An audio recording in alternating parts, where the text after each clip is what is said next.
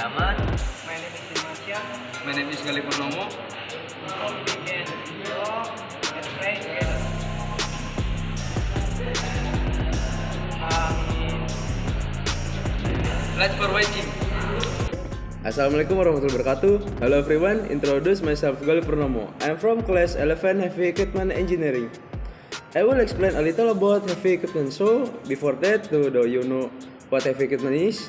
So, heavy equipment is a large machine that is designed to carry out construction functions, such earthwork and moving building materials. Next, I will mention several brands of heavy equipment throughout the world.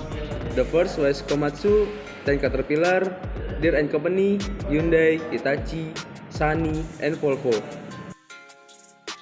Well, in Indonesia, there are also several brands that are popular and in great demand in the Indonesian market. For example, Komatsu, Volvo, and Sany.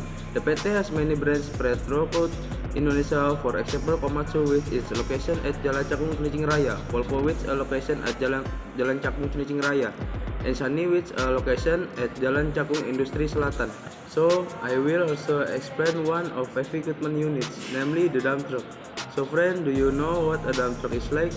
So a dump truck is special that is used to transport materials such as gravel, stone, sand, soil, mining products, and other material.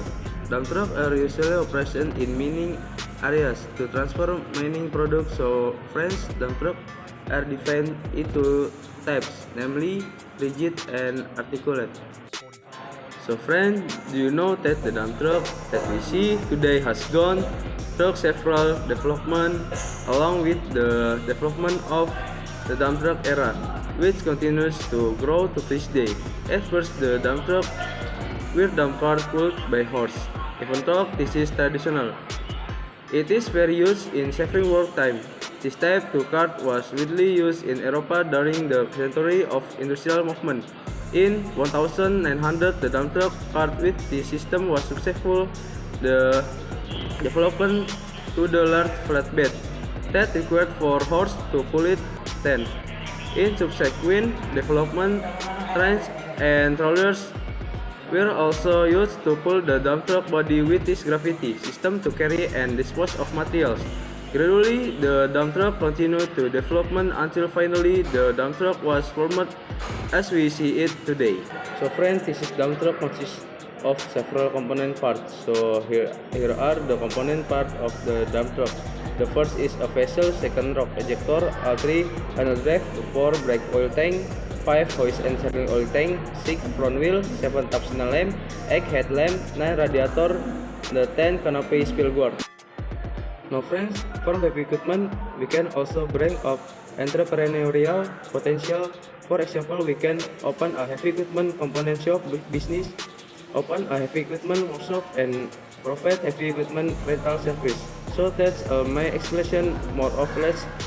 I'm sorry, that's all, and thank you. Wassalamualaikum warahmatullahi wabarakatuh. One thing that you're going to notice when you climb into the cab of these trucks, you don't need a key. They run off of a push button that requires a 4-digit code. To get things started and bring up the display monitor, first you're going to push this green button. The default codes for these trucks are found on the serial tag, and it's the last 4 digits of the PIN number. The beauty of it is each individual driver can be given their own code, where the foremen of the job site can track their production, load counts, their fuel consumption, and individual style of driving of these trucks. Everyone knows how hard it is to adjust your mirrors to get them just right. You climb out of the cab, you climb in the cab, you climb out of the cab, you climb in the cab, then you break a mirror. Not with these trucks. You've got it right here at your fingertips. Another feature of Bell, electric and heated mirrors.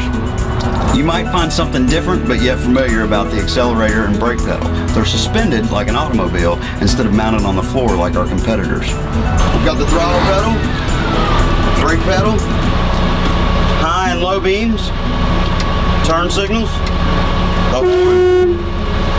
But more importantly, we have the keypad right here. This is where all the functions of the truck are controlled. This area of buttons controls all of the in-cab functions. This button, when you hit it one time, turns on your parking lights. You hit it twice, turns on your headlights. The bottom left-hand button is the mirror defroster. The other light button on this panel controls your work lights. This is your front windshield wiper button, and it has 4 speed settings.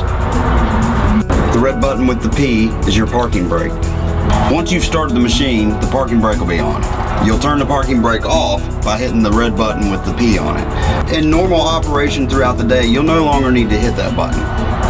Throw it into neutral, it holds the truck still until you're ready to take off. Throw it back in gear, accelerate, and move on. This is the gear hold button. When you press this button, it keeps the truck in the gear that you have selected and it won't allow it to shift. This button is a unique feature to Bell. It's called the I-tip. The first light is called the hard stops. It doesn't feather when it comes back, stops hard, shakes things loose from your bed. The second light activates driveline assist, and that's where the machine automatically dumps your load for you.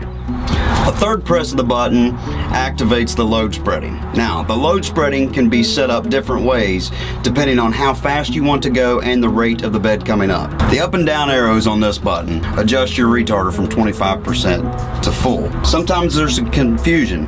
If you hold that button down and the lights begin to flash, from that point, you're actually adjusting the speed of the truck. You're also going to see a blue arrow on the speedometer indicating the top speed that the machine can go at that time. To disable this feature once the lights are flashing, just hold the button down. It will go back to one button and you can begin to reset your retarder. On the Bell E-Series trucks, you can actually raise the hood by just a push of the button. The days of popping the hood and pulling a dipstick to check your fluids, it's gone. Right here on the B drive, you hit the E button, pulls up the main monitor. From this screen, you'll be able to check the levels on your engine oil, transmission, auto greaser, and other daily checks. When shutting down a machine, you're going to hit the red stop button. Don't be alarmed that the machine doesn't shut down right away.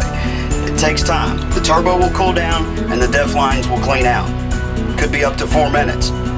Please make sure that you don't turn off the master switch before you hear the backup alarm beep 3 times. Thanks for watching guys. Wassalamualaikum warahmatullahi wabarakatuh.